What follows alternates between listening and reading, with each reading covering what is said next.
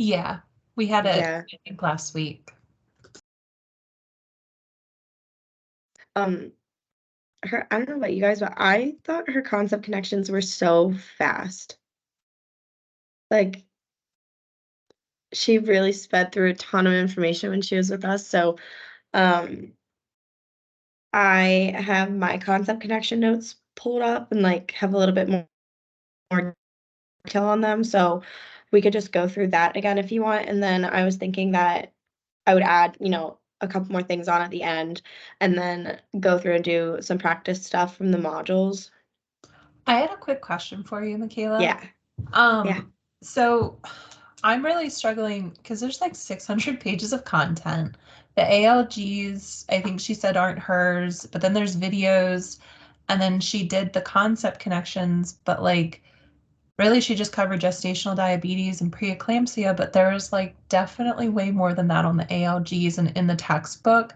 So I just had a question about like what's in the concept connection. Is that really what's on the test? Like, is that the bulk of it? Or is what's in the ALGs in the textbook that we need to read also part of it? Okay, so cool. No. Love that. She assigns so much. Like, she assigns so much reading, a bunch of other stuff. But I would go through, so at least for this one, like, like the placenta abrupta and placenta previa and things like that, those are on a presentation. She didn't really cover it in concept connection, but it's on a rise. So I do that rise presentation and I can open it later today. Here, I'm just writing it down, my concept connection.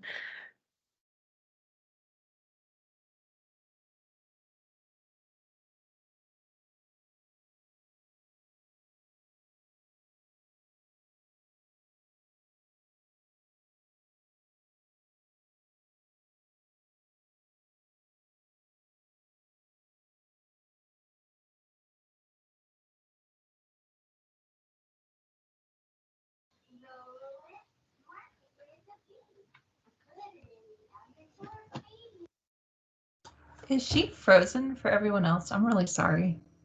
No, it's okay. I was just about to text you to ask. Yeah. It's her, it's not us. Okay, cool.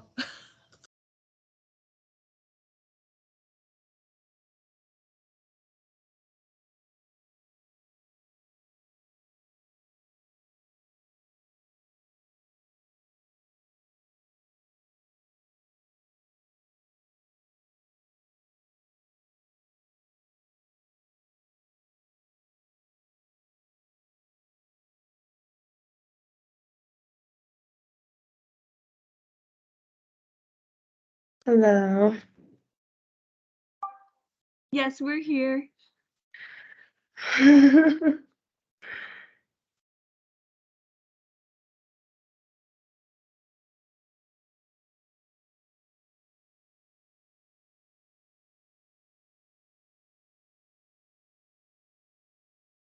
You started moving again, Michaela.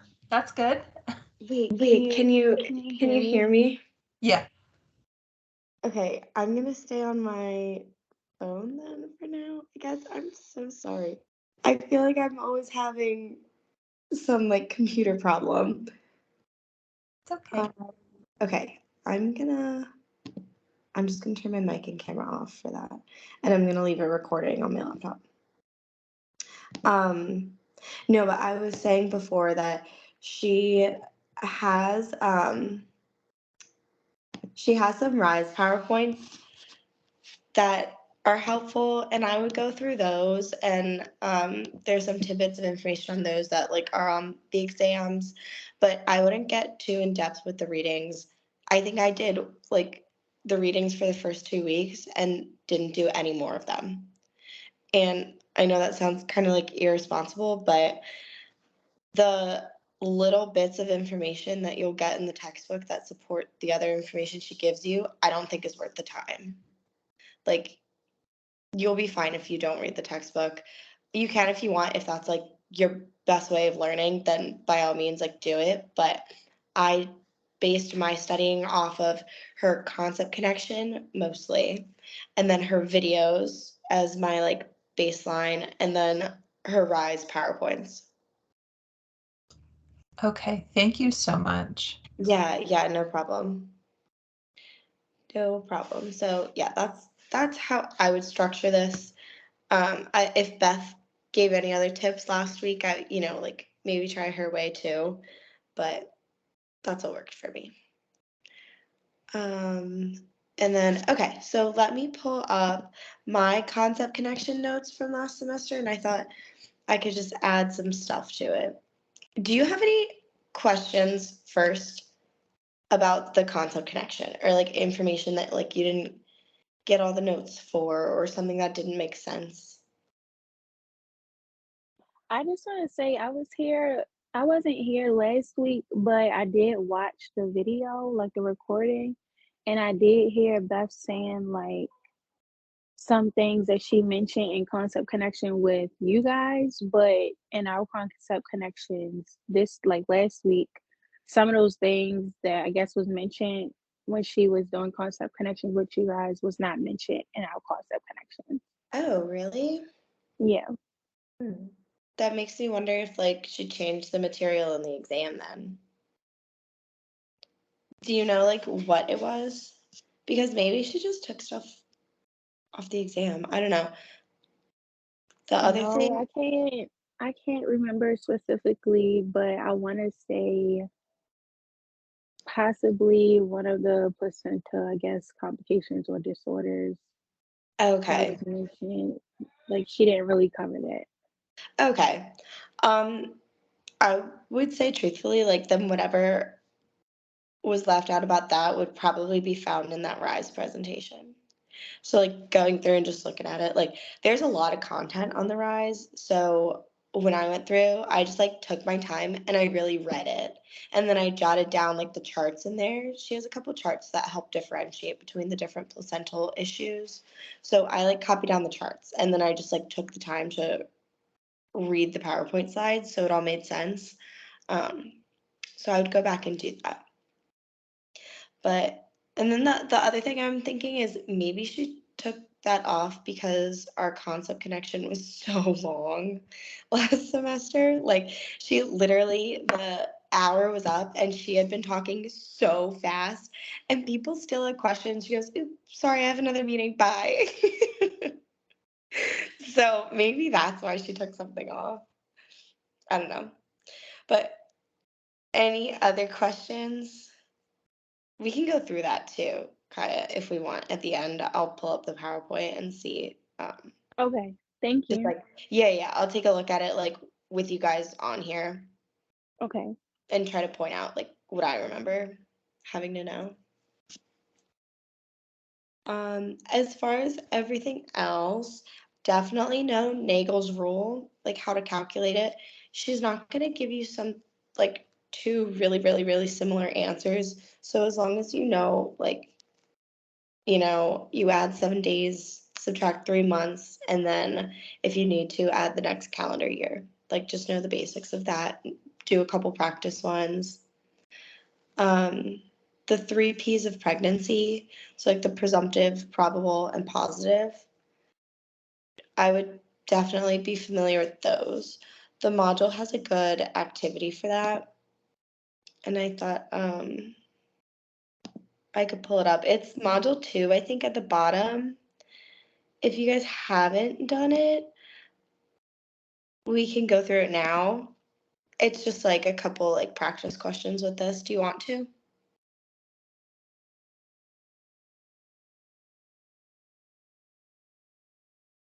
Okay. Okay. So the question gives you a symptom, and then you're supposed to choose whether it's presumptive, probable, or positive. The first one is palpation of fetal outline. What do we think? Presumptive, probable, or positive? Positive. This one is actually probable.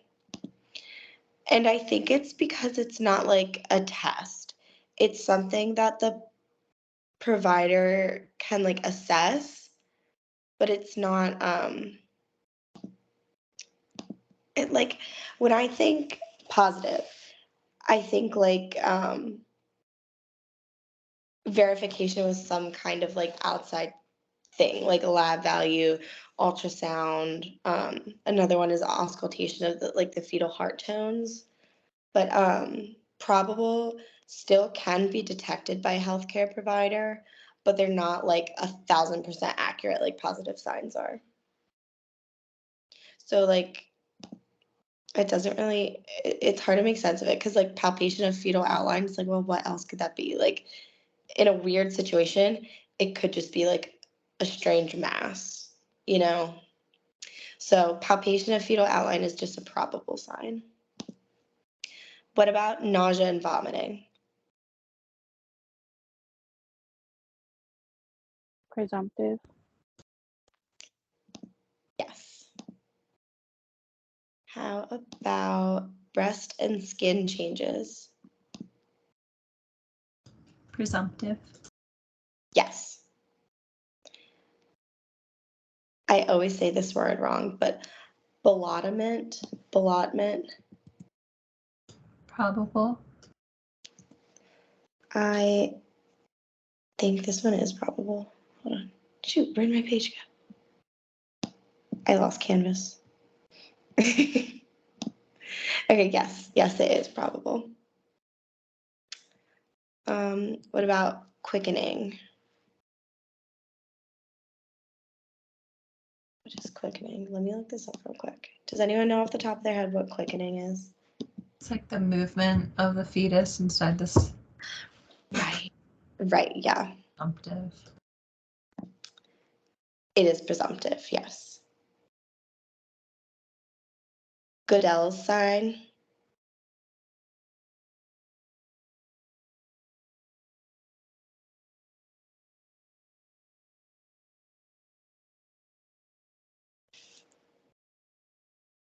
That's also probable. Yes. Fatigue. What about fatigue?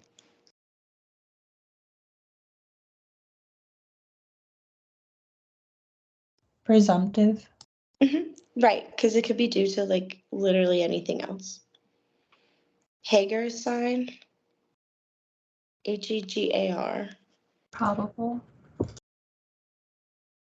Yes. Abdominal enlargement.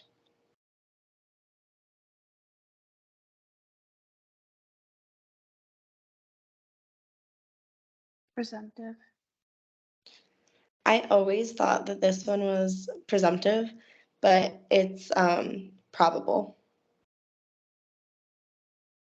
Because like I feel like I remember in concept connections her going over like abdominal enlargement could be due to anything else, but the activity on Canvas says that abdominal enlargement is a probable sign. What about Chadwick's sign? Probable. Yes. Fetal heart tones.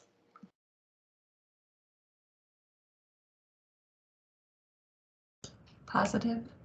Yeah. Ultrasound image. Positive. Yeah.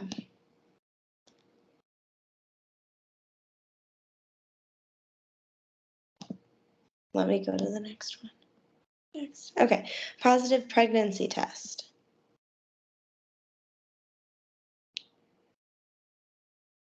Presumptive. This one is actually probable. So a lot of times people want to say a pregnancy test is a positive sign, but you know, you can have false results, but it's a little more accurate than a presumptive finding. So positive pregnancy test is probable. Urinary frequency.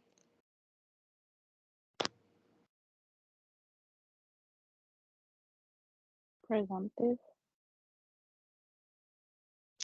Yes, that's right. Uterine souffle. I think that's such a gross term.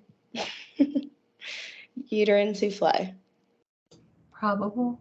Yes, that's probable. Braxton Hicks contractions.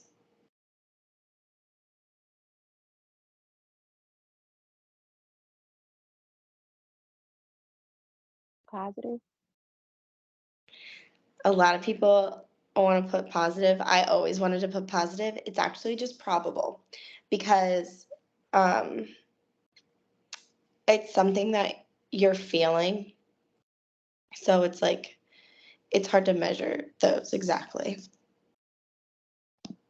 Those are probable. Fetal movement felt by the examiner. Positive. Positive. If it were fetal movement felt by the mother, then it would be probable. Amenorrhea. Presumptive. Yeah, right. Oh, that's it. Okay. We did all 18. Nice. I feel like you guys. So anything positive basically just has to be something that is either detected by the nurse or the doctor, or it could be measured. So like by definition, probable is like a sign that can be detected by a healthcare provider. But the positive signs can also be detected by a healthcare provider, but they're 100% like verification that the fetus is there, that the fetus is growing. So, like, if you hear that heartbeat, if you can see something in some sort of imaging, like ultrasound, or yeah, something like that. But then probable, it could be like a positive pregnancy test that, it could be wrong, or abdominal enlargement where it could be due to something else, maybe they're just bloated, or Goodell sign, the softening of the cervix, like something else theoretically could be going on to contribute to that. Stuff like that. So like positive, it's like there's nothing else that it could be. It is because you're pregnant, like the results of whatever you're finding. Thank you. Yeah. I don't know if I don't know if that was like a great way of describing it. It's just kind of, I had a hard time wrapping my mind around these three categories. And when I talked to the professor last semester, her answer really was like, you just have to keep doing practice problems. So I went on module 2, and the things that we just did, just those 18, I did those like a bunch. So if you have, a couple minutes here and there, you can pull it up on your phone too. Just go through and try doing those. Yeah, if you think you need more practice. Okay. How do you all feel about GTPAL?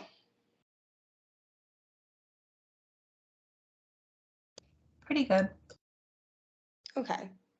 So I guess just make sure you know what each letter stands for, right? So what each space in the little acronym stands for. You have gravida and you have para. And under para, it's term, preterm, abortion, and living. And they're not going to specify term, preterm, abortion, or living. They're just going to give you the numbers, right? And they might just give you 2 numbers.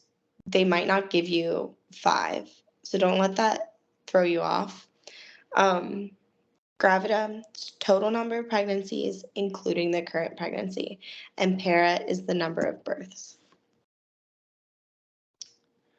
So if you have a 26-year-old female, currently 26 weeks pregnant, she had a miscarriage at 10 weeks and at 10 weeks gestation 5 years ago.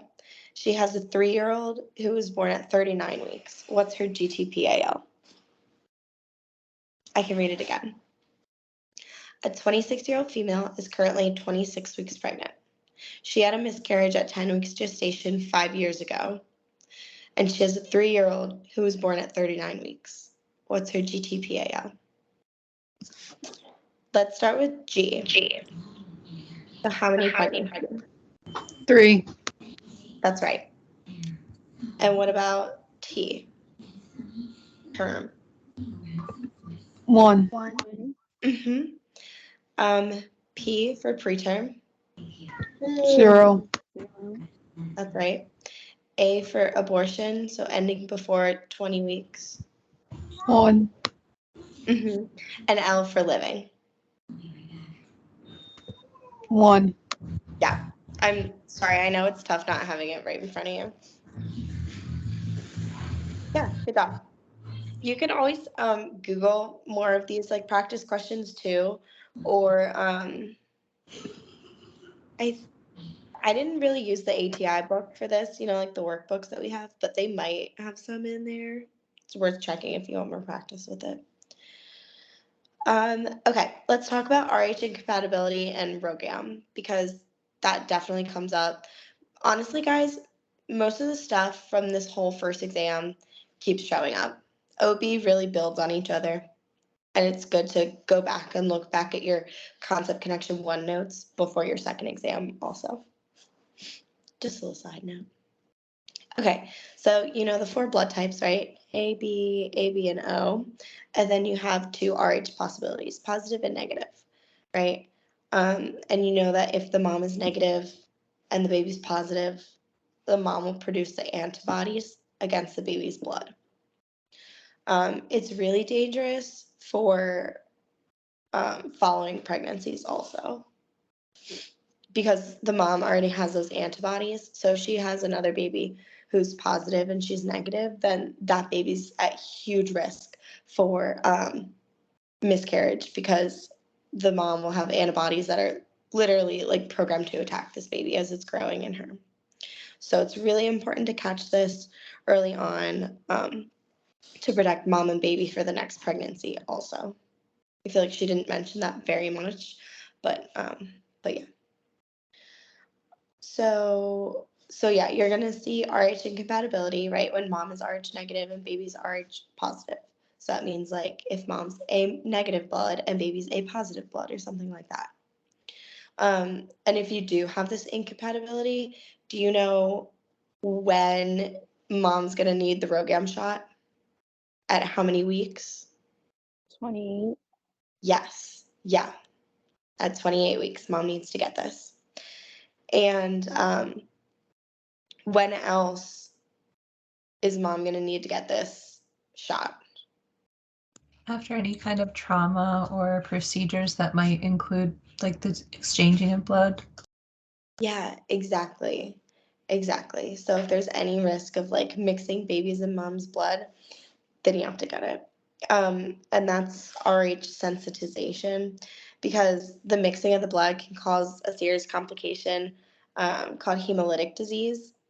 And this occurs like in the newborn. The newborn will get this hemolytic disease and they'll present with severe jaundice and anemia, and it can be really, really dangerous.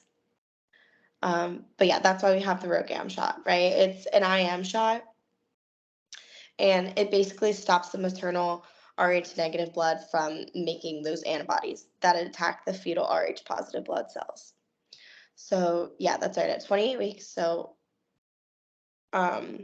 that's the first time, and then you need it within 72 hours of delivery and anytime there's a potential mixing of maternal and fetal blood. So everybody who differs in RH has to get it at 28 weeks and within 72 hours of delivery. And then the third condition is if there's a mixing of blood.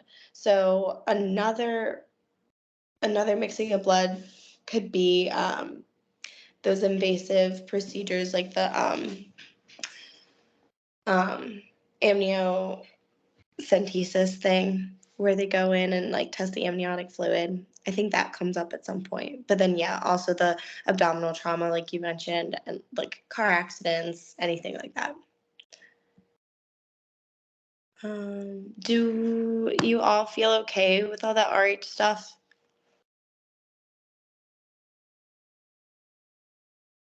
Yeah, I think so. Okay. All right. It's pretty straightforward, like once you get the basic points down, but it can get confusing too. So if we need to go over that again, just let me know. Let's move on to physical changes and what we can do as nurses to help them. So she broke it down by system in concept connection, and I think that helps a lot. So she breaks it down into GI, cardiovascular, respiratory, renal, musculoskeletal, and integumentary. Let's just go off of that. So for GI, what changes can you expect? Constipation. Yeah, what else?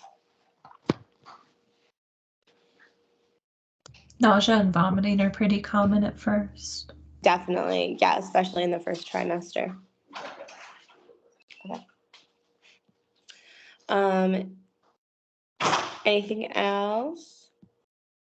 I can also just go through it if you want. You can get like heartburn, hemorrhoids, the bleeding gums, things Yeah, like definitely. And bloating. That's the only other thing I have for this. Yeah, so nausea, vomiting, the bleeding gums or the hyperemic gums, bloating, constipation, heartburn, and hemorrhoids. Is there anything that we can do to help them or like tips to give them, these moms?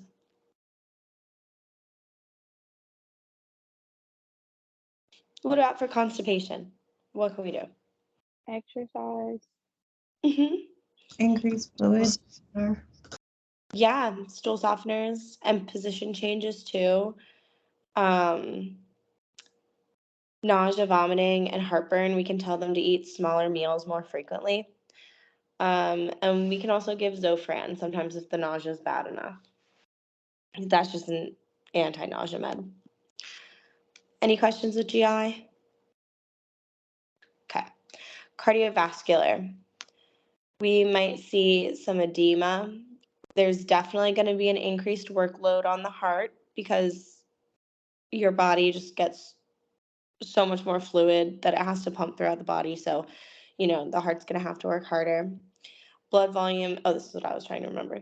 Blood volume increases by 1,500 milliliters. So that's a lot. You might see an increase in heart rate by about 25%. And you can see physiologic anemia in pregnancy. So those like RBCs are going to be a little bit more diluted just because you have that increase in blood volume. Blood pressure decreases. Here it says between 7 and 32 weeks of pregnancy, blood pressure decreases. And this happens because you have peripheral vasodilation because of all the progesterone circulating. But then it'll go back to normal. And third trimester is normally when you see that mild dependent edema. So usually in like the ankles and lower legs. What can we do for things like this?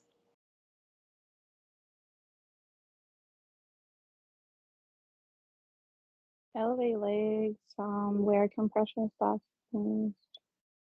Yeah. Yeah, exactly. Yep, that's it.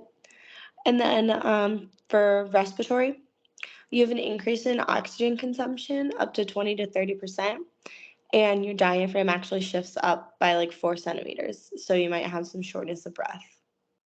What can we do for this?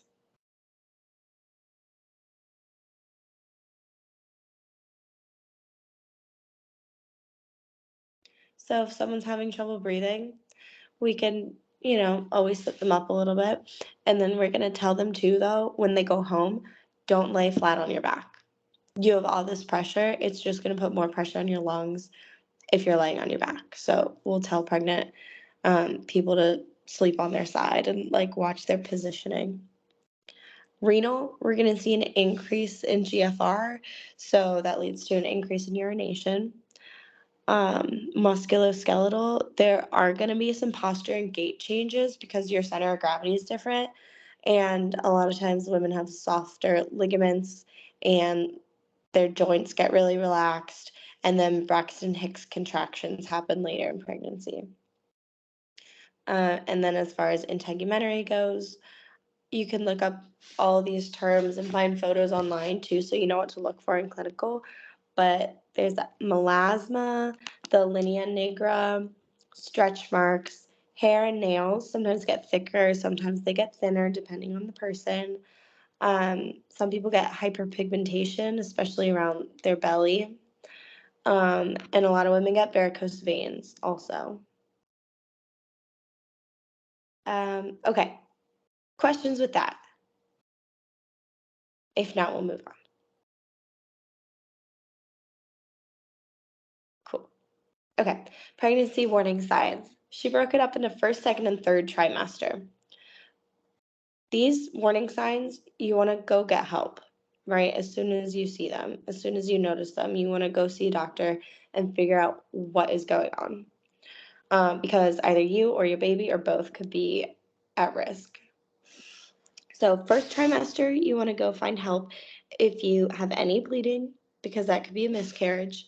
If you have painful urination, because that could be an infection. If you have any severe persistent vomiting or a fever. And then if you have any lower abdominal pain with like dizziness or shoulder pain, that points to a ruptured ectopic pregnancy. And, ectopic pregnancies are not in the uterus, right? They could be almost anywhere else. Second trimester warning signs, contractions, that could be early labor, pain in one calf, it could be a DVT, leaking or gushing of fluid, that could be that the premature rupture of the membranes, and a decrease in fetal movement. You also want to go in and get help. Third trimester, you want to get help with sudden weight gain, periorbital or facial edema, right upper quadrant pain, headache, especially with vision changes, and decrease in fetal movements. So, what were a lot of those that I just mentioned for third trimester pointing to? Preeclampsia or eclampsia. Yeah, exactly. Exactly. And I know she mostly just talks about gestational diabetes and eclampsia in this, or preeclampsia, but those are the two biggest things that you're going to see in OB.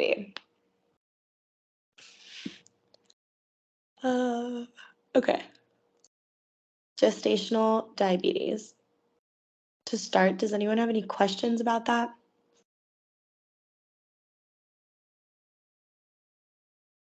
Okay. All right. I don't want to just go, I don't know. Is it helpful that I'm just going through all of this kind of slow, or do you want me to move on and just cover other stuff that I don't think she touched on in concept connection?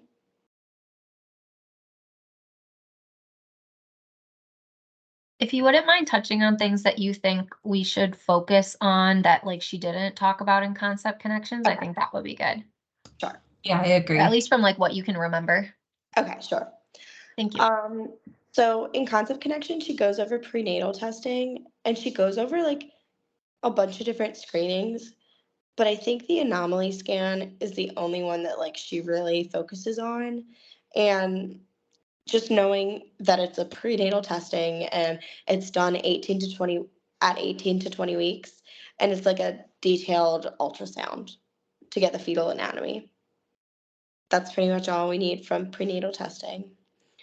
Definitely know the pros and cons of breastfeeding, right? So when I say cons, I guess it's really just the pros and the difficulties of breastfeeding. She went over that, so look at that again, that'll show up. For the placenta, focus on placenta previa versus placenta abrupta. So abrupta, you have that really sharp lower quadrant pain.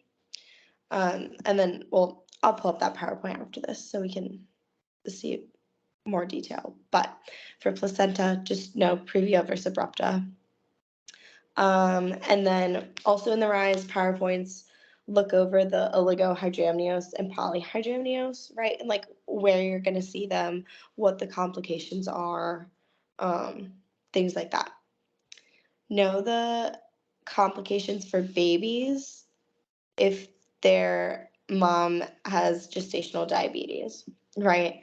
Hypoglycemia is something you'll see in a lot of babies gestational diabetes babies because they're so used to getting such a high supply of sugar from their mom that they're used to using a lot of insulin, right, to keep those levels down and like keep it under control. But then once they're born and that cord is cut and they're now attached to their mom and receiving that like sugar all the time, then it takes them a second to catch up with their insulin, to like slow down their insulin production. So like right when they're born, the first little bit, they might be hypoglycemic because they're still producing a ton of insulin. Okay, yeah, I said no. What breastfeeding can protect the baby against things like infection, asthma, allergies, SIDS, diabetes, obesity. With HIV, you can't breastfeed, but vaginal birth is okay if there aren't any open sores. Vaginal birth is okay with HIV. You don't want to breastfeed them. And then you want to make sure that the patients are taking their antiretroviral drugs and you can get their viral load, all of that kind of stuff. These are a bunch of just like random things, but chlamydia, that can cause blindness. Know the differences between C-sections and vaginal births. And like just generally, you know, who would need a C-section? Like who qualifies for a C-section? What conditions would necessitate a C-section? The embryo at 17 to 56 days, that's very specific, but early on, specifically 17 to 56 days, is more susceptible to miscarriage or teratogens. So those like cancer-causing agents. With twins, a lot of times people will try vaginal birth first, but usually the hospitals will make them try this vaginal birth in the OR because twins, right, that's multi-gestational, or multi-parity. So you have two babies in there, right? You can try doing both vaginally, but a lot of times they'll say, okay, you can try the first vaginally, and then we have everything set up if it doesn't go well, if you do need an emergency C-section. Know the menstrual cycle. Definitely know the menstrual cycle, know the phases, know the stages, know what happens in each. Her videos are all you need to know. Go through them, but actually pay attention and figure out what's happening when and why. So like know what the hormones do, when do they peak, when do they drop, proliferative versus like the secretory phase, and then like what does progesterone do, what does LH, FSH, estrogen, all those. Actually, you guys, I think progesterone is the only one, like actually the only hormone actually tested on the exam, like the function. Progesterone and maybe estrogen. I don't want to say that for sure, but I'm like 99% sure. Definitely know the function of progesterone though. Take a look at the others. They're all in the videos, so if you're really watching the videos, you'll pick up on the others too. Know about maternal nutrition. So folic acid, you always want to give 400 to 600 micrograms. And do you know why we give folic acid? Protects the neural development of the baby. Right. Right. It helps prevent neural tube defects in particular. Another thing about maternal nutrition, you want to stay away from raw fish and lunch meat.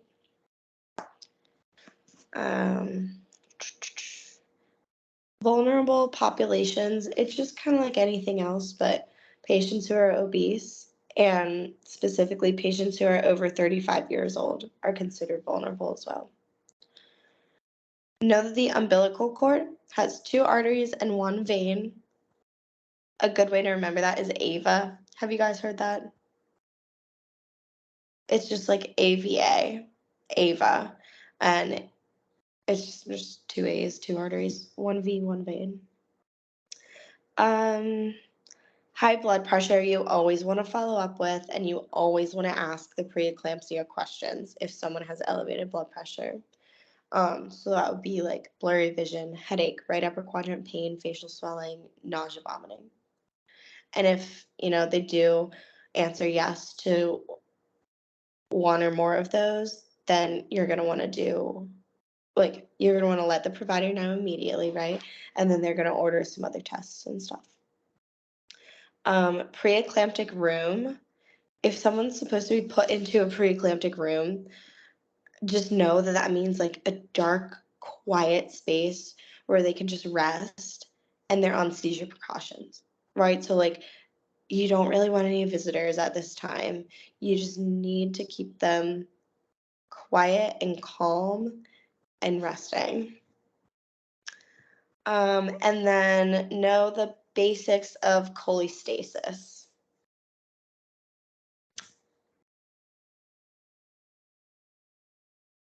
Go through.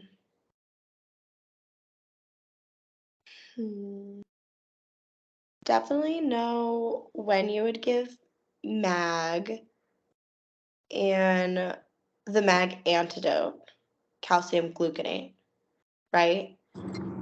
You will always want to have calcium gluconate in the room when you're hanging MAG.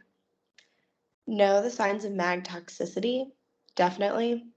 So those absent DTRs, respiratory depression, pulmonary edema, cardiac arrhythmias. And MAG, its main purpose is to prevent eclamptic seizures. It will lower blood pressure a little bit, but that's not the main point. Michaela, I have a question. Yeah. Sorry, I just want to go a little bit backwards to the preeclampsia and gestational hypertension. Sure. She has that paper on the pathology and all those different regional organizations and international organizations, numbers of what severe gestational hypertension, what those systolic and diastolic numbers are. Is that something that we need to be aware of, or just that over 160 systolic is really bad, and then with the addition of one or more symptoms that go with preeclampsia, is that Yeah, I would just know basics. You guys know what high blood pressure looks like, right? You know what it looks like. You know what's bad. You know what's really bad by now. So you can differentiate that. She's not going to give you oh, it's 159, so it's not technically severe. She's not going to do that. She'll give you a blood pressure that's high or it's not high. And then if they have, two or three of the other preeclamptic symptoms, it'll be obvious. She'll tell you. That's a good question, though. I wouldn't worry about the specifics of those ranges. Okay, cool. Thank you. Yeah. And then there was random stuff in there that beta blockers are no longer the first line of care, and little stuff like that. So I just didn't know if that kind of specific stuff in terms of comparing chronic hypertension to gestational hypertension was something that she wanted us to definitely be able to differentiate between. I don't remember comparing the two. I don't think so. I think she's pretty straightforward. She's going to ask you about gestational hypertension. She's not going to throw in. No, I wouldn't worry about that. She's not going to have you differentiate between regular and gestational hypertension, because that just wouldn't make sense. A lot of it too is just the timing. Are you pregnant or are you not? And sometimes if you have a history of hypertension and you become pregnant, then it gets a little worse sometimes. or like, you know, you're more at risk for preeclampsia, and that's like later down the line in your pregnancy. But she's not going to ask you the difference between gestational and non. Okay, cool. Thank you. Yeah, no problem. No problem. I would, though, just focus on preeclampsia, though. Like, you know, the blood pressure is going to be high, but then what else are you going to see with it? And what can you do about it? Right? So, like, you're going to need a urine sample to test the proteinuria. You need a blood you need a blood test because you need to see like platelets and things like that, and then like enzymes. You're going to have elevated liver enzymes. Yeah, all that, but you know all of that. And then what you were saying about like beta blockers and stuff. So someone might try to give labetalol or hydralazine to a gestational diabetic or to a gestational hypertensive patient. And that's not wrong if the hypertension isn't accompanied with all those other things like periorbital swelling, rapid weight gain, vision changes, headaches, all that kind of stuff. Like, it's okay to try that first because it's like a lower,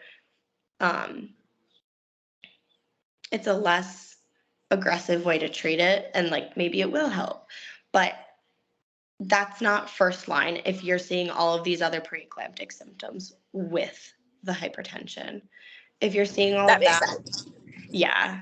Like if you're seeing all of that, it's severe. You're going to go to a mag sulfate bolus and infusion because at that point, you need to prevent those seizures. And then like I was saying before, like the mag will lower the blood pressure, but the purpose of the mag is to prevent the seizures. And then maybe after that, you can give a beta blocker to help with the blood pressure more and like more specifically, but I wouldn't worry about that. Okay, cool. Thank you. Yeah, you're welcome. I hope that helped. Let me look at gestational diabetes. So it's still, you know, it's still the pathophys of diabetes. You have the insulin resistance, and the buildup of glucose not being absorbed. But yeah, no, the problems are the baby, right? So they're going to be a large baby for their gestational age. They might have neonatal hypoglycemia. Preterm delivery is common. Respiratory issues once they're born are very common. Polyhydramnios, so you're going to have a lot of that amniotic fluid. And obesity and diabetes later on in life are more common for the babies. And then issues for mom include increased risk for diabetes later on in life for them too. They're more likely to need a C-section because the baby's huge, or have like vacuum and forceps assisted delivery to get that huge baby out. And shoulder dystocia is more common. Yeah, just know that during pregnancy, for any person, but especially for people with hypertension and diabetes, you really want to focus on maternal nutrition and like blood sugar control and watching what you eat. So like, you know, limiting sodium for hypertensive patients, things like that. Okay, those are all like the really big things that I think are worth going over. Do you have any questions right now? Because I'll pull up the RISE PowerPoint for the placenta if you don't. I had another question just about nutrition. On her blueprint, there were a lot of questions around nutrition, but I didn't feel like there was a ton like that was mentioned. So is it basically just what you were just talking about, like in terms of sodium for hypertensive patients, and then like diet modifications for gestational diabetes, and then the obvious like mercury and knowing how much weight gain is appropriate per like BMI and stuff like that? There's definitely more. I wouldn't say there's a ton, but there's more. And there's, you know how we did like the 3 P's of pregnancy activity earlier in this thing? There's another exercise right under it called maternal nutrition. And then another one under that called maternal food safety and nutrition. I did those multiple times and I felt fine for the exam. Like, it was definitely a little bit more than I needed to know, but I don't think she went over everything that we needed to know, if that makes sense. Yeah, cool. Okay, thanks. Yeah, I would go and do those little activities. And they're short. It's like a matching thing and yeah, I think they might be 2 matching things. Do you want me to share my screen and we could do one of those now, or do you want to go over the Rise PowerPoint first?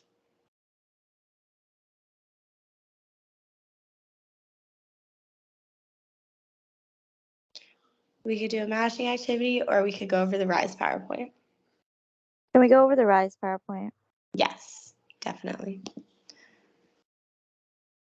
Okay, let me find it. I think it's in module 3 in complications.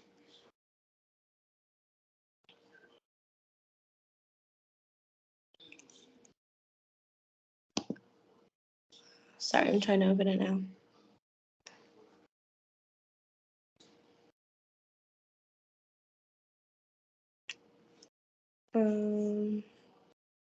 Okay, I have this pulled up. I don't know if this is the right one. Oh, hyperemesis gravidarum. Do you know what that is? So yeah, I forgot how much was on these rises. Oh my God, these are so long. But they cover a lot though. So this hyperemesis gravidarum is a severe form of nausea and vomiting, right? It's just like a ton over the top. You lose so much weight because you just keep throwing up. And right during pregnancy, you're supposed to be gaining weight each week, and this like a lot of times can put you in the hospital because you're fluid deficient and they're worried about the baby's condition, right, with you losing weight and everything. So with hyperemesis gravidarum, you want to monitor vital signs, weight and BMI. You want to watch what they're eating. They might have to go on TPN for a little bit, you know, if it's bad enough. You want to watch their labs and electrolytes and give them IV fluids and TPN if they need it.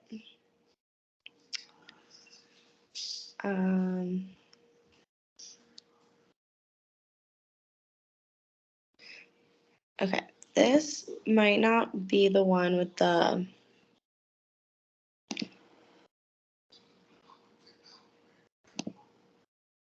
Sorry, I'm just trying to click through to see if it is. I don't think this is the right one. I want the one with the placental stuff. If someone finds it before me, just let me know what module it's in. Could it be 2? It might be module 2. Okay. Oh no. No. That's a video. I thought it was module 3 in the Rise presentation. Is it? I thought it was 2. Let me pull that back up again. Maybe I just missed it.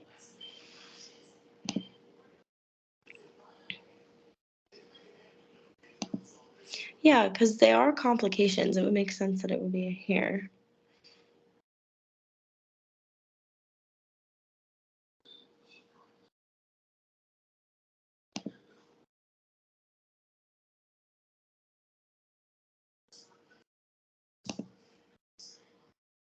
Oh, I'm sorry. It was under bleeding during pregnancy. I just didn't think it would be under that category. I scrolled right over it. So yeah, you could have multiple reasons for bleeding during pregnancy. A lot of the common ones are spontaneous abortion, which know that spontaneous abortions especially in the first trimester, are due to like you might have a question of what do you say to a woman who's crying thinking it's her fault that she miscarried. And a lot of times it's your body getting rid of an invalid fetus, right? So like there's a genetic mistake somewhere. And it's not her fault. It's no one's fault. It's just, it happens sometimes and it's nothing that she could have done differently. But a lot of times those genetic mistakes will lead to spontaneous abortions because your body knows that that's not, it's not going to make it. Ectopic pregnancy is another reason for bleeding, cervical insufficiency, placenta previa, placental abruption, and DIC. You guys will do DIC later, I think.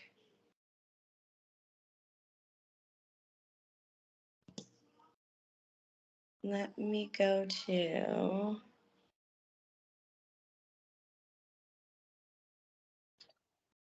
ectopic pregnancies. They can be anywhere other than the uterus, right? They can be implanted in the cervix. They can be implanted in the fallopian tube, right by the ovaries or on the ovaries, anywhere like that. And they're very dangerous though, because, if they do implant, then it can lead to organ rupture as it starts to grow or massive hemorrhage. And they could be deadly too. When you're going through these rises by yourself, I would look a lot at nursing assessment and nursing management specifically, because those are going to be mostly like what you need to know for this class. It's like what you're going to find, how the patient's going to present, and then what you can do for it. Therapeutic insufficiency. Did I say therapeutic? I meant cervical insufficiency. That means like a weak, structurally defective cervix that dilates sometimes without even having contractions. Anyone with cervical insufficiency, you want to put them on bed rest because you have to keep that baby in there, right? If your cervix is dilating, then you're at risk for preterm labor. But you also want to tell these people to avoid any heavy lifting, things that might agitate it, and then progesterone supplementation might also help too. Because progesterone, right, we were talking about this earlier, but I don't think we actually talked about the function of it. It helps get your uterus ready for implantation, and it keeps it, kind of, for lack of a better term, it keeps it really cushiony and fluffy and like gets all that extra blood and extra tissue there to create that nice environment for the fetus to grow. Okay, here it is. Placenta previa and placenta abrupta are the two that you're going to need to know the most. Placenta previa, it's a bleeding condition that occurs in the second and third trimesters. The placenta implants over the cervical. What's the cervical OS? It's like, so placenta previa, it implants over the cervical opening, basically, but it can result in a potential morbidity or mortality for the fetus and the mother. There are two different types. You can have a low-lying placenta, and that's usually okay, and it might resolve itself, or you might have a partial or complete placenta previa, and that'll require a C-section. The exact cause is unknown. It could be due to endometrial scarring, but it's initiated either way by implantation of the embryo in the lower uterus.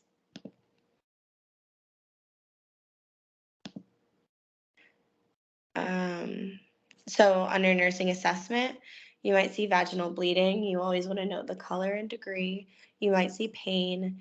You always want to evaluate the uterine tone. It might be firm, or it'll have a really poor resting tone between contractions if someone's in labor. But note that someone with a placenta previa, you cannot do a vaginal exam on them. If you stick your fingers up, you're just gonna touch the placenta, right? That's the last thing you want to do. But for managing this, you want to always measure like the bleeding pad counts. You never want to do vaginal exam. You always want to monitor fetal heart tones. And then you want to educate the mom too on like the effects of prolonged bed rest if needed, and then like what to report if things are getting worse. So like pain, more bleeding, anything that feels different. Okay, placental abruption. You could have internal or external bleeding from a placental abruption, depending on where the placenta is attached to the body. So if it's like, if the baby is resting above the placenta, and the placenta is closer to the uterus or to the cervix than it is to the like, I guess like belly button area, then you're bleeding, that rupture, you're gonna bleed out. But then if it's, if your baby is low lying and your placenta is higher up, then you could have a abruption and bleed and not even see it. It's all gonna be inside. So this one's a little trickier.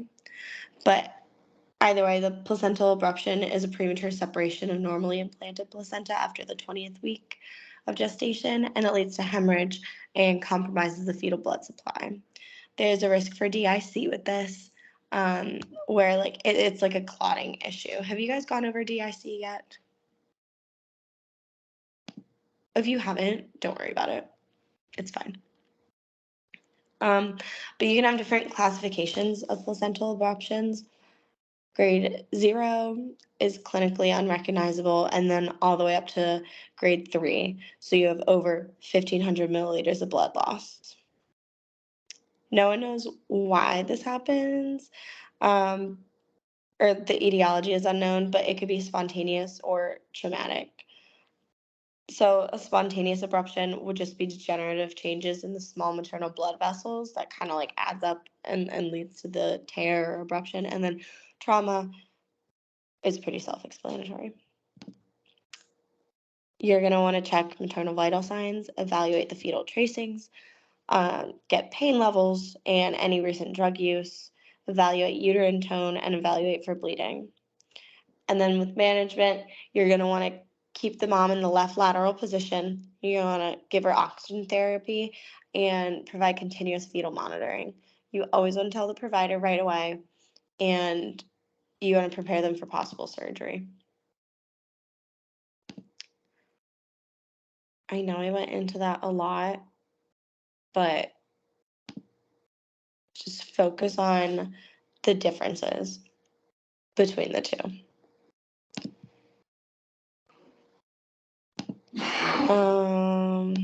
Trying to think what else. I think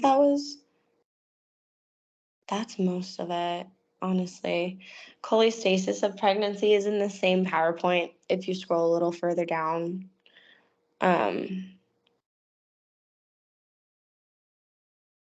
That usually comes around in the 3rd semester, but you might see, the same things you would see in a non-pregnant patient with liver problems. You might have right upper quadrant pain, clay-colored stool or dark urine, and jaundice. But this could result in stillbirths. So it's really, really important to educate the patient on when to come in and like when to get help.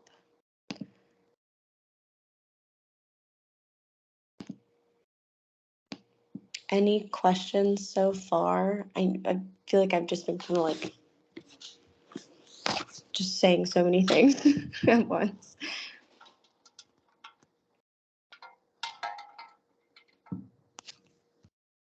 Any questions?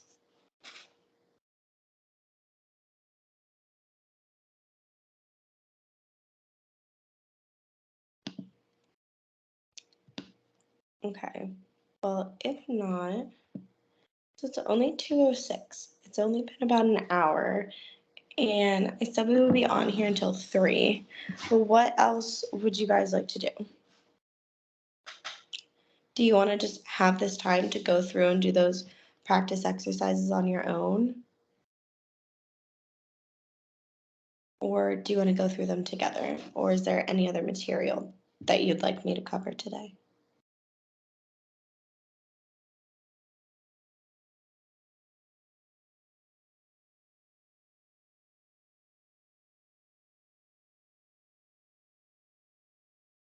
I had a question just about like meds. Sure. She goes like in depth into like the there's like a couple charts in the book Uh-huh. for like each section, like preeclampsia, and I didn't know if I should like focus on those at all or not.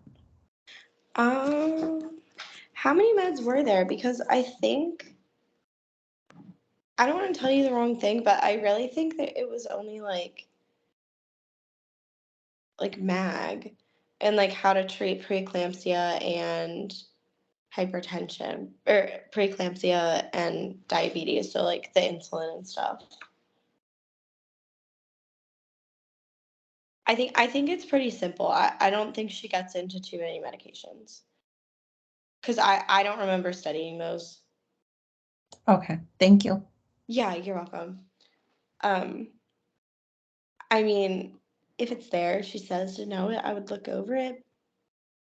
But because I always get nervous that like maybe she changes it from one semester to the next. So I don't want to like, tell you for certain. But I really only focused on the essentials for the exemplars she covered.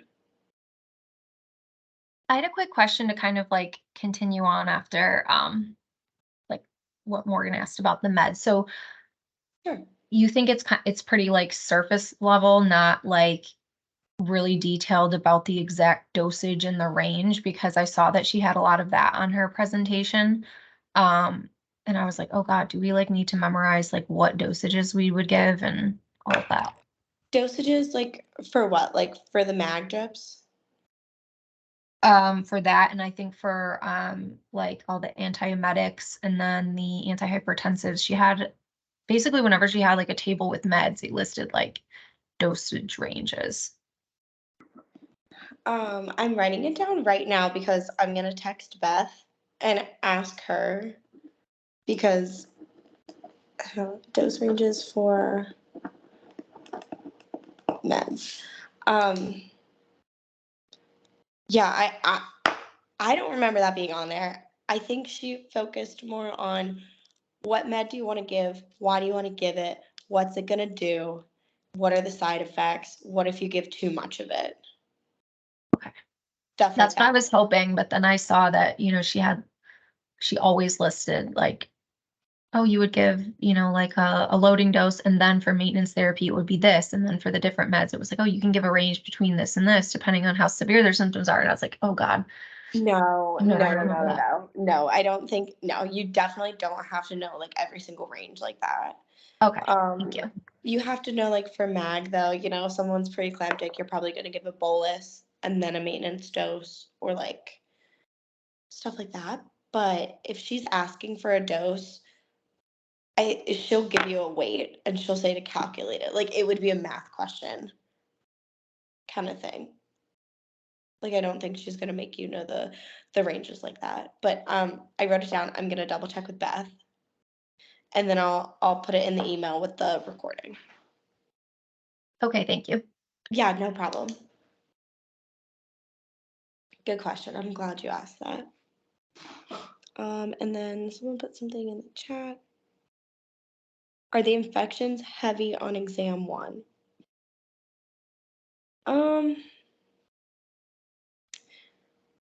What do you mean the infections? Oh, I see specific infections on the rise. Cytomegalovirus, Hep B and C, HIV. There honestly are like 1, maybe 2 questions, I think, on each. What's in the rise, from what I remember, is enough. for you to get through. Yeah, I'm looking through it right now. I think what's in the rise is enough for infections. So cytomegalovirus, usually asymptomatic, infects over 50% of the human population. It can lead to hearing loss and intellectual disability, and it's spread from mother in utero by childbirth or through breastfeeding. And the highest transmission rate is in the 3rd semester. Rubella, I don't remember that being on this one. Herpes, untreated neonatal herpes infection has a 60% mortality rate. Primary acquired HSV in pregnancy causes severe systemic symptoms in the mother and increased morbidity and mortality in the newborn. Okay, yeah, so just like go through and read this rise. Okay, group B, streptococcus, I would know that one. And for that, it's just like there's a naturally occurring bacteria in like a ton of healthy adults, and like women, it's a vaginal bacteria, and it's totally normal to have it. But when you go into the hospital, at some point they're going to test you for it. And if the mother's positive for group B strep, I'm sorry, then they're just going to give you an antibiotic IV as you're giving birth. Like you're just going to be attached to that, and it's going to be dripping at a certain rate throughout your birth. And if you get a C-section, you don't have to worry about it. You don't need the antibiotics. I think it's amoxicillin they give you, or ampicillin, usually. But yeah, so group B strep, you'll get tested. If it's positive, you give antibiotics. There's no problems further than that. Toxoplasmosis. This is a parasitic infection that lives in cats and also undercooked and infected meats. So you just want to be careful with meats and around cats. It might result in low birth weight and an enlarged liver and spleen, and hydrocephalus, microcephaly, and neurologic damage. So it's a huge deal, toxoplasmosis. So any education can be focused in on, like, if you do have a cat, maybe ask someone else to change the litter box for the next couple months if it's possible, things like that, or like just avoiding eating meats in general, like lunch meats and stuff. Hep B and Hep C, I don't remember a ton of like comparison between these two on here. There's a chart comparing them in the rise. It's saying like Hep B, the vaccination's okay in pregnancy. It's okay to breastfeed after the vaccine. And then with Hep C, it's okay to breastfeed. And then there's HIV also. I think I mentioned something about HIV earlier. You don't want to breastfeed with HIV, but if the viral load is low enough, then you can give vaginal birth.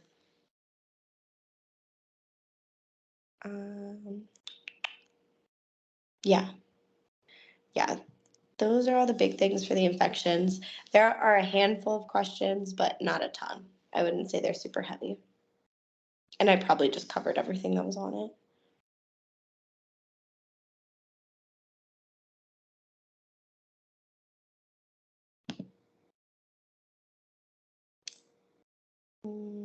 I'm looking through right now.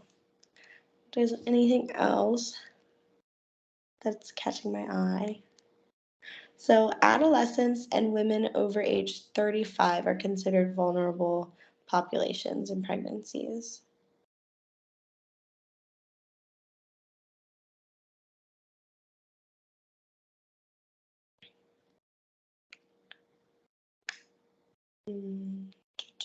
And obesity. Okay, so there are 4: adolescents, women over age 35, obesity, and women who abuse substances.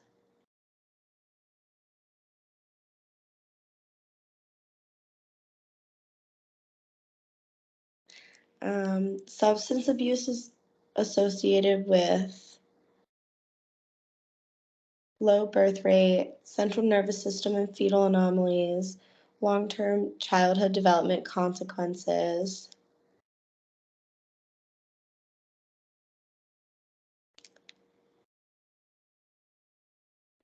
You just want to make sure you do like a full assessment on these mothers and babies. And you want to do your best to keep a very supportive environment, encourage lifestyle changes as much as you can. Always give positive feedback toward improved behavior and like, you know, abstinence and like trying to cut back on things. You always want to do your best to like keep it positive.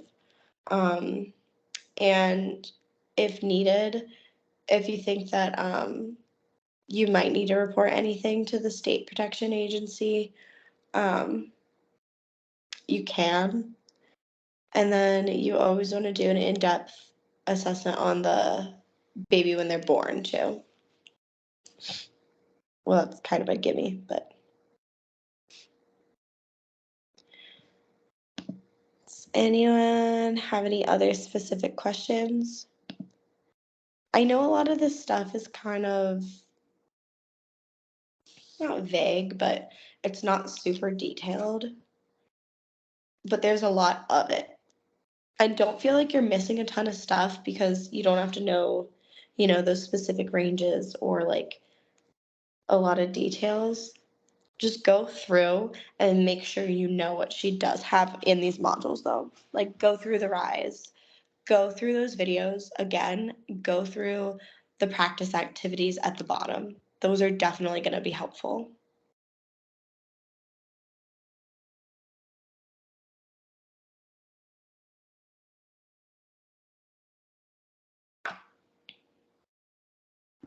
Michaela, do you remember any like specific questions? I'm sorry if you've already answered this about like the rupture of membranes and like the premature versus the preterm, and like, do you know if there's any specific questions about the like in terms of the weeks and what each one means? I mean, Sure. it makes sense.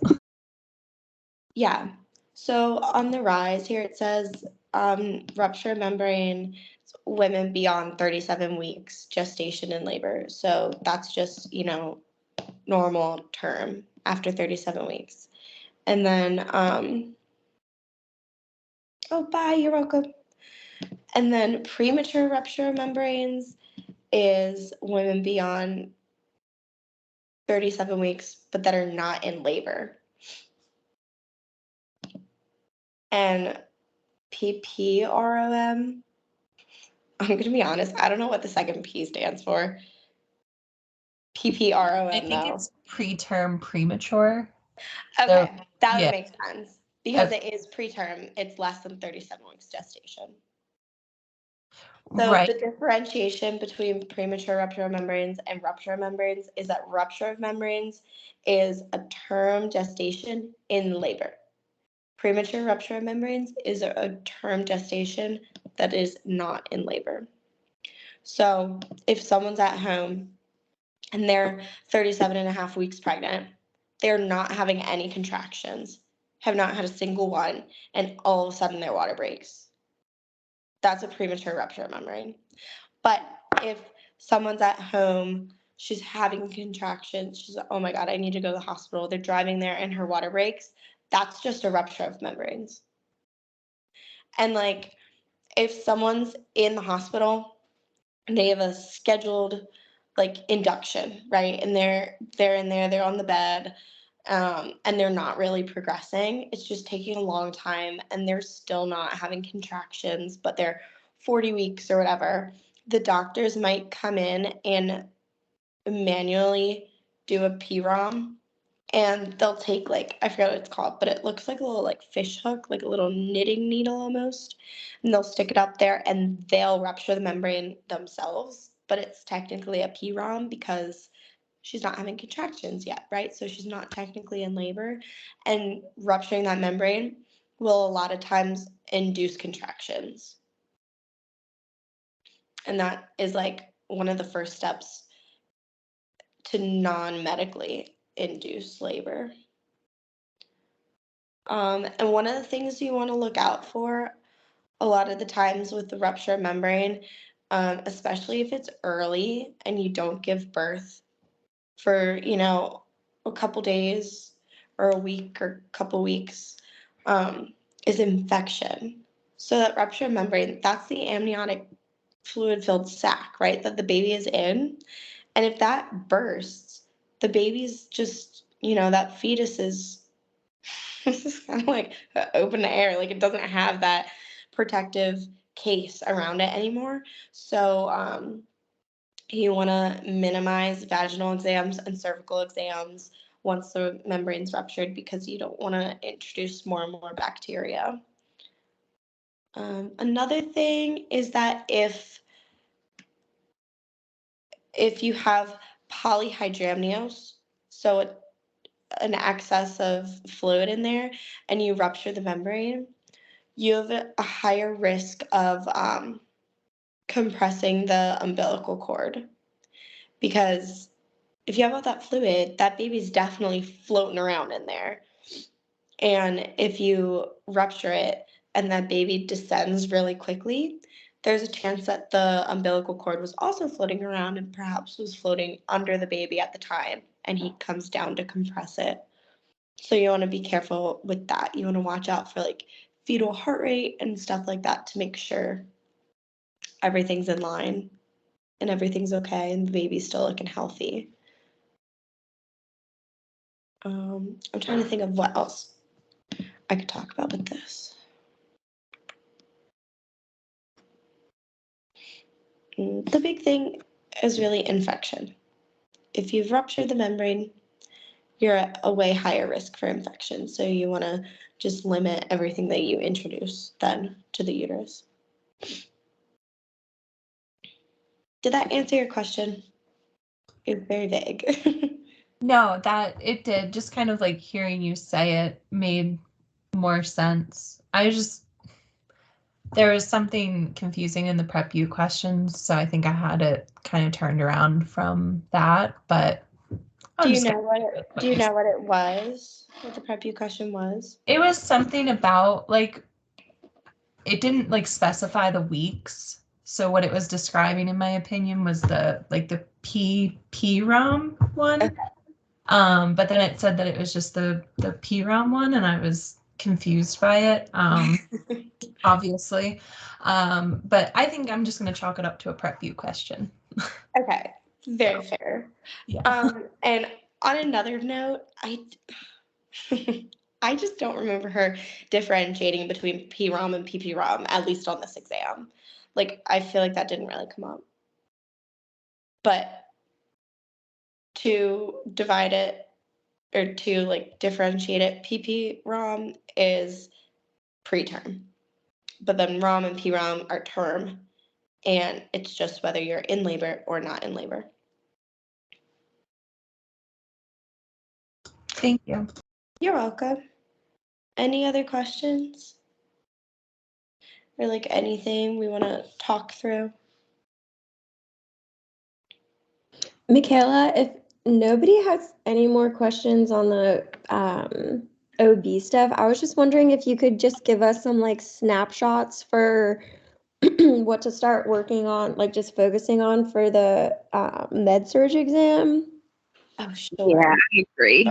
Just because we don't get to talk to you until again, like I think the day before. Okay, let me pull that up because I have not thought about med-surg. Sorry.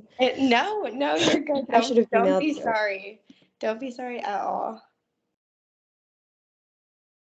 You're good. I'm pulling it up. Will you jog my memory and tell me some topics that are on this first exam? I'm going through. Yeah, it's like the fluid and electrolytes, the homeostasis, infection or inflammation, sorry. And then the elimination stuff, like kidney stuff. Okay. So modules 1, 2, and 3. Yeah. Gotcha.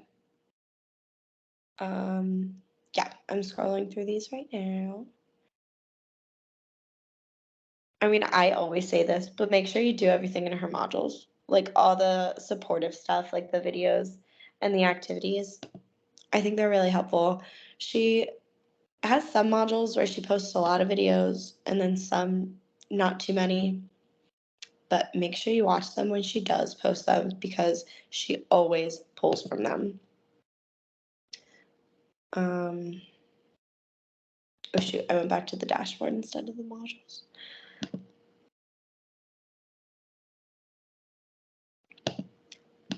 Okay, homeostasis is pretty much what you guys have been doing. There's not, I really don't think there's hardly anything different or new. Just get really familiar with those ABGs, right? How to read them, how to know how a patient will be presenting with a certain set of ABGs, and maybe like what you need to do to help alleviate their symptoms. Elimination. Let me get to this.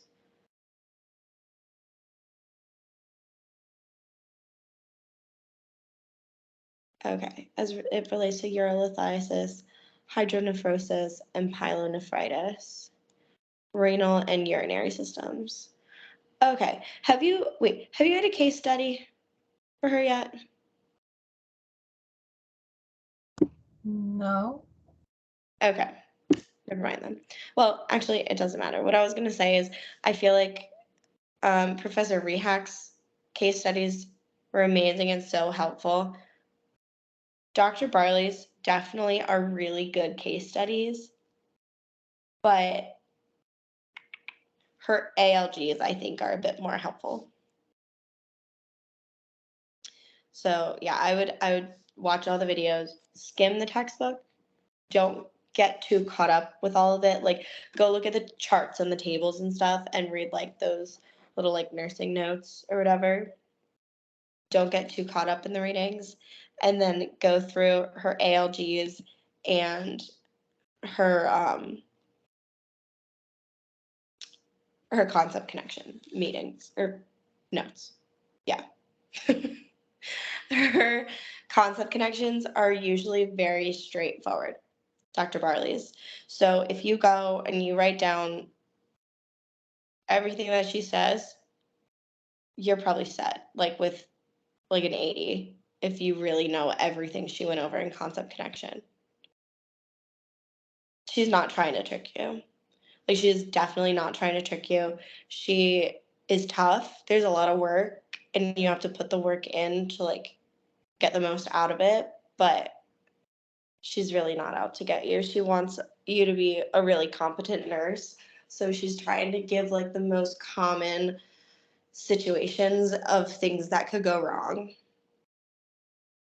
So keep that in mind when you're studying.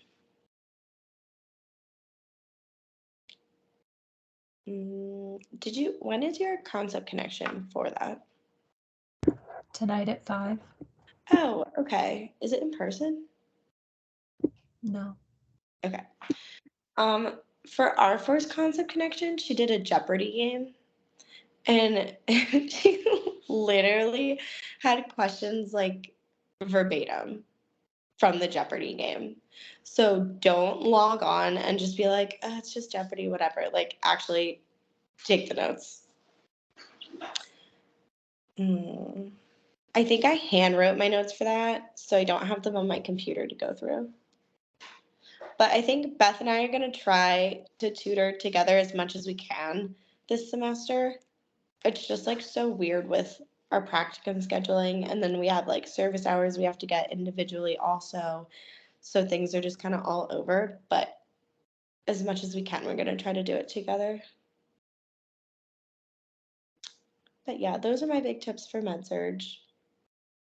Do you have any specific questions about any of the content? I don't have a question about the content. I'm really sorry. Do you know when you're going to be tutoring next? Like, it's going to have to be Monday, right? Yeah, we're gonna do it on Monday, but I don't know exactly what time yet. Beth and I haven't Okay. sorted it out. But Monday is, oh my God, Monday's October. Well, October 2nd. As of now, I don't have anything that day. So I'm going to talk to Beth and see when she's around and see if we can do it together. Do you all have a time, like, do you have anything in person on Monday for school?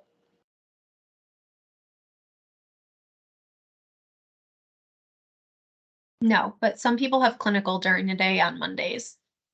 Okay. So do you think shooting for the evening might work best? There's some professional tutoring at 8, but otherwise, Okay. only two of us go that late for clinical. I think Kelsey and I go until 7. So. Okay. All right. I'll talk to Beth because I know she has 2 kids too who are still in school, and like she coaches one of their sports teams and stuff, so she might have a lot of stuff going on. But if we need to, we'll send out like a little survey thing, and either I could probably do it by myself, like in the evening, or Beth and I can do it like together in the morning or afternoon. But I'll talk to her. We'll get that out.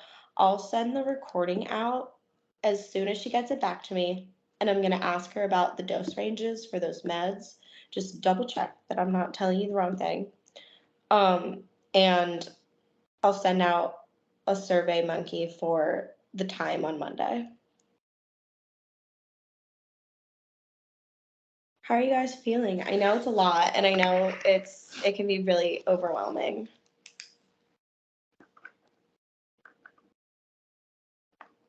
Nervous, yeah. That's okay. I'm It's a lot. terrified, honestly. Terrified for Very what? scared.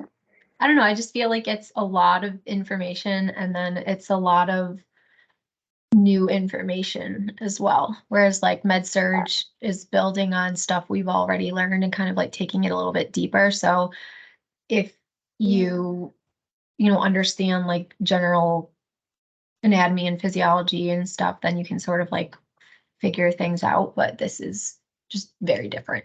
Yeah. Yeah. No, I get what you're saying. And it is super new. And like I feel like I was in the same boat, and also I kind of knew that I didn't want to work in like an OB floor. So I was also just kind of like, why do I have to learn all this? But um Professor B does do a good job, I think, at easing you into it. Like it's a lot of information, and I hate saying this, but at least at first, it's like all memorization. Like right now, going through that concept connection notes and everything, I was just kind of like, oh yeah, yeah, yeah, this, and that. And you're gonna be there soon, right? You're gonna take all of this information that you're learning right now and continue to use it throughout the whole semester. So it's gonna become second nature to you. When you get to your final, all of this stuff that you would have to go back and study, it's gonna be in your brain by the final because you work with it so much. And a lot of the stuff hopefully you're able to see in clinical too. So it brings it to life. But yeah, just try not to stress. Definitely take some time tonight to unwind. Like even if it's 10 or 15 minutes before you go to sleep or whatever it is. Like take a longer shower or like something just for you and for your brain. Because it's so important. It is a lot of information, but you guys are so smart. You've made it this far.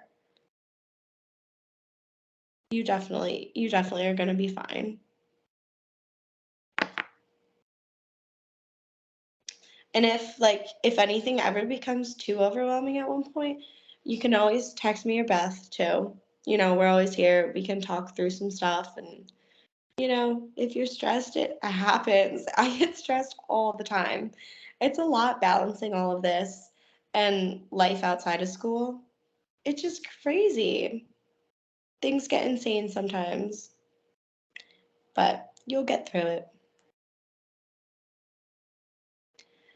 If there aren't any other content questions, I'm not going to keep you on here for another 20 minutes. I mean, I'm happy to stay, but if there isn't anything else, it might be a better use of your time to just go through and do those practice activities at the bottom of the modules and go back and rewatch those videos and look back over your concept connection notes. What do you think? I have nothing else, so thank you so much. Okay, you're welcome. And if anyone does have anything else, I am by no means trying to hang up or get you off. I just don't want to waste your time if there isn't anything else. Thanks so much, Michaela. This was great. You're welcome. Thank you. Appreciate it. Thank You're you. welcome. Thanks. Bye, Thank you. guys. Good luck studying. I'll leave my phone on if you need anything.